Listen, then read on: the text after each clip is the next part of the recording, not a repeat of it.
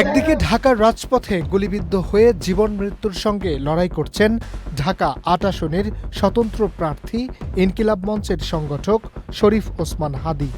অন্যদিকে সেই দুঃসংবাদের রেশ কাটতে না কাটতেই তার গ্রামের বাড়ি ঝালকাঠির নলছিটিতে চুরির ঘটনা। তার ছোট বোন যে মাসুম এবং তার স্বামী যে ব্যবসায়ী, তারা যে বাসায় থাকে, নগদ বেশ কিছু টাকা ছিল, আর সামান্য কিছু স্বর্ণালঙ্কার ছিল, আর মূল্যবান কাপড় চোপড়। গেল 12 ডিসেম্বর শুক্রবার দুপুর 2:15টার দিকে রাজধানীর বিজয়নগর পানির ট্যাঙ্কির সামনে রিকশায় করে যাওয়ার সময় ওসমান হাদীকে গুলি করে দুর্বৃত্তরা। ওই সময় মোটরসাইকেলে করে এসে দুইজন তাকে খুব কাছে থেকে গুলি করে পালিয়ে যায়।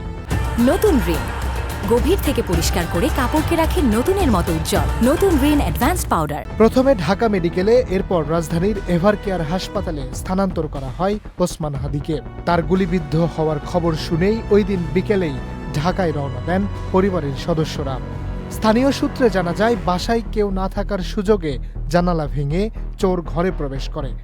ওসমান হাদীর বাসা দেখাশোনার দায়িত্বে থাকা প্রতিবেশী জানান, বাড়ির সামনে একটি গামছায় মোড়ানো টাকা পরিত্যক্ত অবস্থায় পড়ে থাকতে দেখে তিনি বিষয়টি তার বড় বোনকে জানান। বাসায় ঢুকে তিনি দেখতে পান একটি আলমারি ভাঙা। তবে কি পরিমাণ মালামাল চুরি হয়েছে তা এখনো জানা যায়নি। এ বিষয়ে ঝালকাঠির নলছিটি থানার ভারপ্রাপ্ত কর্মকর্তা আরিফুল আলম বলেন, আমরা ঘটনাস্থল পরিদর্শন করেছি, জড়িতদের দ্রুত আইনের আওতায় আনা হবে। Harunur Rashid, channel I.